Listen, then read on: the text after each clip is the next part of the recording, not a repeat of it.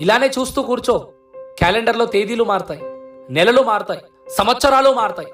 కానీ కూర్చుంటే మన బ్రతుకులు మారవు, బ్రతుకుల్లో కష్టాలు మారవు. నీ ఆశయం ఆలోచన వరకే ఉంటే నువ్వు అంతమయ్యే వరకు పేదవాడివే. అర్థం కాలేదా? ఫేస్బుక్ అనే ఒక అప్లికేషన్ రావాలి, ఎక్కడైతే మన ఇష్టాలను నలుగురితో పంచుకోవాలి అనే ఆలోచన ఎంతో మంది మేధావులకు వచ్చింది.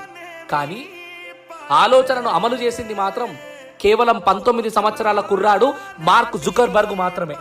నాకు తెలుసు, ఇప్పుడు నీకున్న ఆలోచన ఆశయం చాలా పెద్దది. ఎన్నో కష్టాలను అనుభవిస్తే గానీ నీ గమ్యాన్ని చేరుకోలేవు. కానీ ఒక్కటి గుర్తుంచుకో, ఈ జీవితం వేదన కోసం కాదు, సాధన కోసం. సాధించు. తమ్ముడు పేదవాడిగా పుట్టడం నీ తప్పు కాదు, కానీ అదే పేదవాడిగా మరణించడం ఖచ్చితంగా నీ తప్పే. ఏం జీవితం, ఏం అర్థమైతలే అనుకోకు. కాలం ప్రతి ప్రశ్నకు సమాధానం ఇస్తుంది, కానీ ఏ ప్రశ్నకు ఏ సమాధానం అనేదే మనం గుర్తించాలి. ఈ వచ్చే కొత్త సంవత్సరంలో